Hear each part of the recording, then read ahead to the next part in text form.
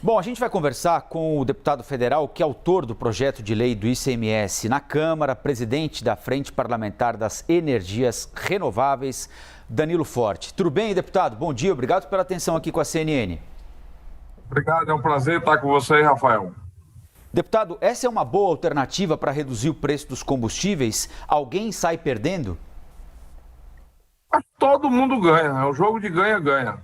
Quanto mais dinheiro fica com a população, mais dinheiro circulando, sempre há crescimento econômico. O Brasil tem exemplos disso, né? Nós tivemos um crescimento econômico extraordinário do Cruzado, nós tivemos crescimento extraordinário do Bolsa Família no início do governo Lula, e agora nós temos a oportunidade de termos mais dinheiro circulando na medida que você diminui os impostos. Todo mundo fala que a carga tributária no Brasil é muito alta. Todo mundo fala que precisa fazer a reforma tributária desde a Constituinte. Quando a gente apresenta uma proposta que reduz significativamente o maior imposto incidente sobre a gasolina, sobre a energia, sobre as telecomunicações, há uma chiadeira muito grande por parte dos governadores que não querem perder ou não querem nem sequer correr o risco, porque perder não perde. Na medida em que o meio circulante fica, o dinheiro que está circulando em São Paulo continua circulando em São Paulo, o dinheiro que está circulando em Itapajé, lá no Ceará, continua circulando em Itapajé, no Ceará.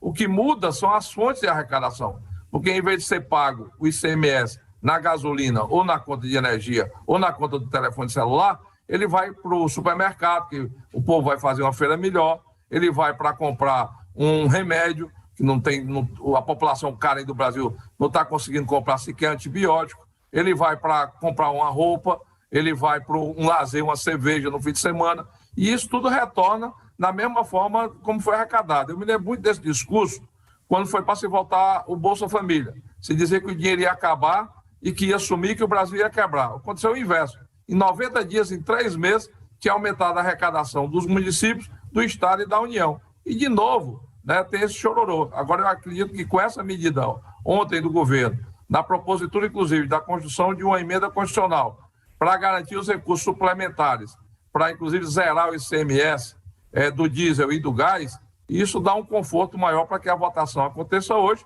e que a gente possa, o mais rápido possível, inclusive, combater a inflação e a carestia, na medida em que o PLP 18 já tem estudo do Ministério da Economia e próprio também do mercado financeiro, que se a gente conseguir ter a vigência dele a partir de julho, a gente é capaz de reduzir a inflação ainda esse ano no Brasil de 1,2 a 1,6 do IPCA, o que reflete também nas taxas de juros. Então, pode diminuir a inflação, pode diminuir taxa de juros, pode fazer crescimento econômico com geração de emprego e também com distribuição de renda, e tudo isso só ajuda a população brasileira, principalmente os mais pobres e os assalariados, que são os que pagam a conta da carestia e da volta da inflação. Deputado, essa é uma proposta justa? Dessa forma, todo mundo ceder um pouco para que haja um acordo, um consenso e, finalmente, agora isso vá para a votação? Essa é a natureza do Pacto Federativo. A gente vive numa federação. O Brasil é uma federação formada por municípios, Estado e União. E todos têm que ceder para poder encontrar uma forma de melhorar a vida da população. É assim que se administra uma federação. E eu acho que essa rivalidade, essa competição, ela não ajuda. Então, eu acho que a construção do diálogo, e quando a gente foi fazer a proposta, a gente dialogou muito com todos os segmentos, né? Eu só não imaginava que tivesse uma robustez tão grande de contradição por parte dos governos estaduais. Porque, inclusive, os próprios governadores com quem teve a oportunidade de conversar, quando a gente explicava que o dinheiro voltava em outras fontes de arrecadação, eles ficavam mais conformados. Mas aí aproveitaram o lobby do Concefaz, do Conselho Secretário de Fazenda, né, que cria um tumulto no debate, sem nenhuma proposição que possa vir a minimizar tanto os efeitos do crescimento inflacionário, porque também gasolina e energia são bens indutores de outros bens. Então, quando num país com a logística do Brasil, tudo é transportado por combustível. Num país como o Brasil, tudo que hoje 98% da população brasileira tem acesso à energia elétrica. E o que é que faz o PLP 18? Apenas faz o enquadramento de energia, combustível e telecomunicação e transporte público como bem de primeira necessidade. Família nenhuma vive sem isso.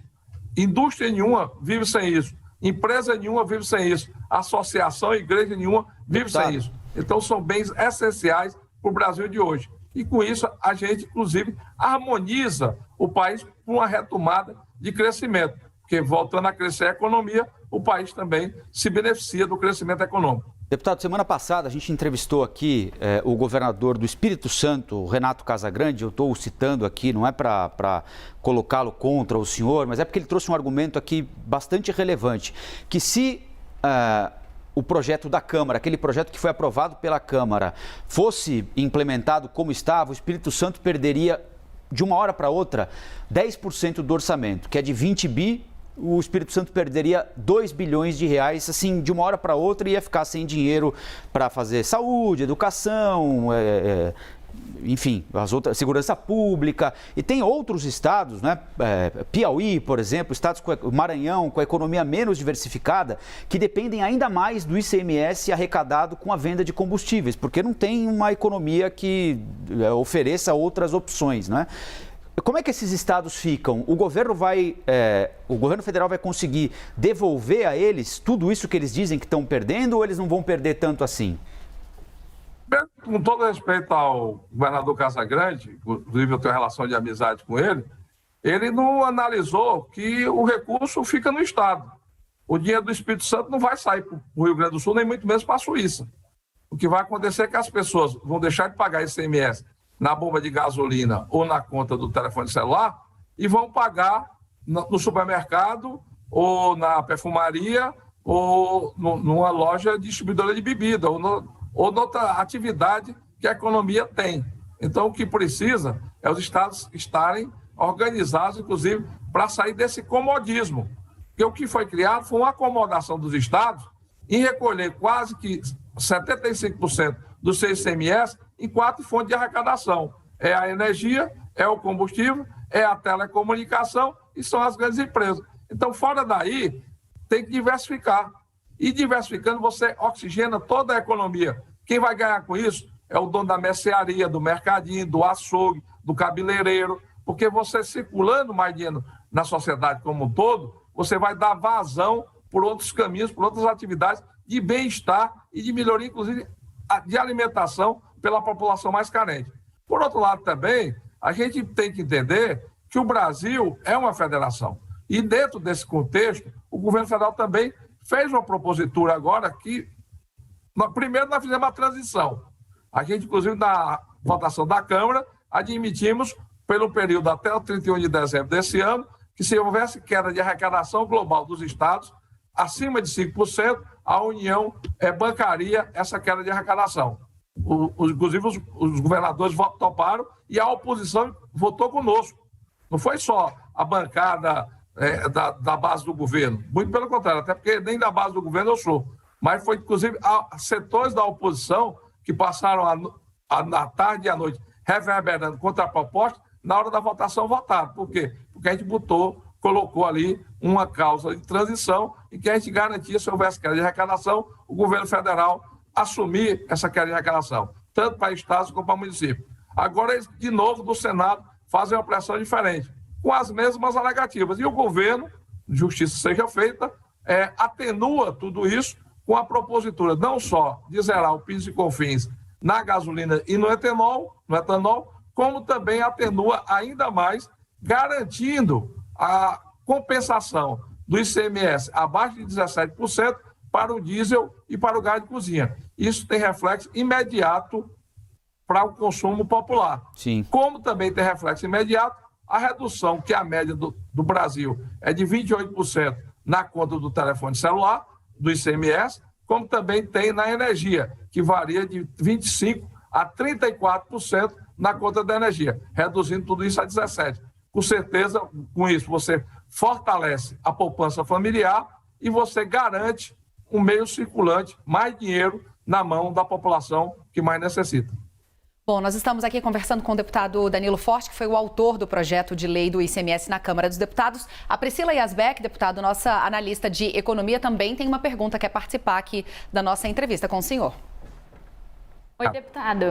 Bom dia, obrigada pela entrevista. Deputado, o senhor disse que todo mundo sai ganhando com esse projeto, mas tem uma resistência muito grande dos governadores, né? O que eles alegam é que, apesar dessa compensação, é uma compensação que está prevista para o ano de 2022, o projeto não define uma compensação para os próximos anos e, além disso, a compensação prevê a compensação para perdas que excederem a perda de arrecadação de 5%, ou seja, tem uma perda para os estados. E os economistas apontam também que, mesmo com essa compensação, existe um problema muito grande desse projeto, que é a questão da vinculação, né? Então, o dinheiro que é arrecadado com ICMS, uma boa parte, cerca de 30%, 40%, são vinculados para gastos de saúde e educação. Então, economistas muito sérios estão dizendo que esse projeto ele enfraquece as despesas que vão para, né, a arrecadação que vai para gastos com saúde e com educação, que já são áreas que estão perdendo recursos ao longo dos últimos anos. Teve também bloqueio no orçamento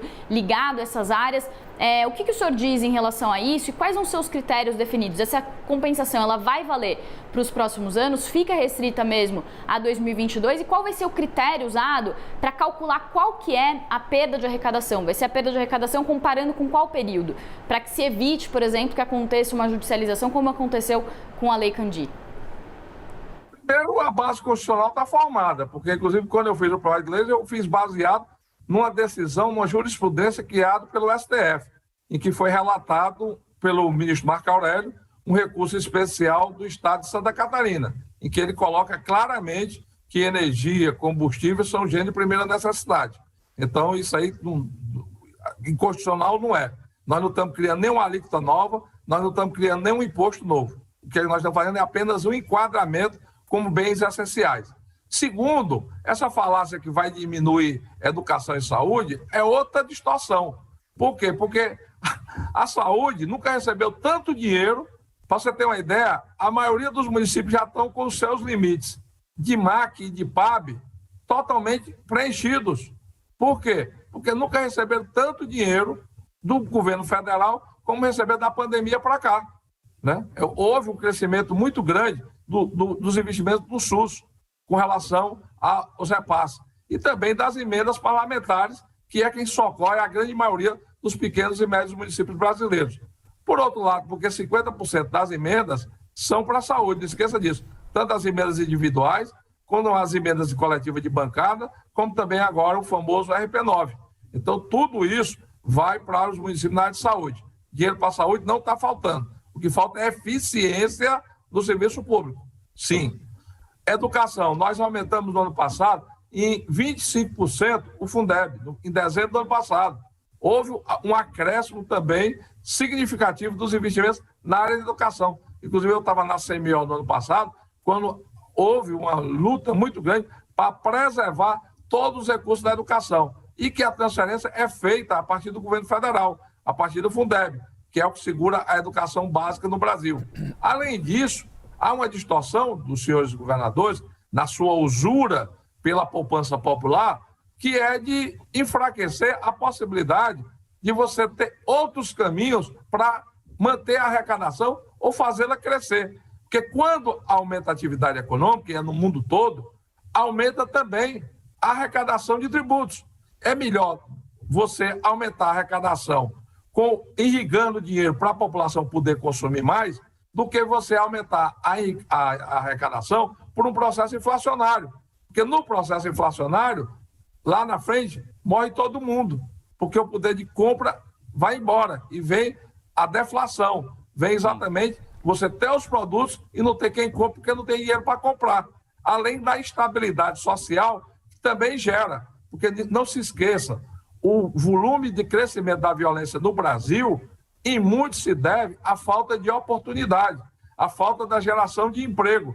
E isso, quando você tem uma economia com um ciclo mais rápido com relação à parte financeira, você também dinamiza e amplia as oportunidades de emprego. Então, eu acho que essa visão dos governadores que estão aí usando o secretário Fernando, que até agora não apareceu nenhum aqui em Brasília para meter a cara para fazer o debate, é exatamente um equívoco do ponto de vista, inclusive, da retomada do crescimento do Brasil. Porque das commodities nós não vamos se livrar.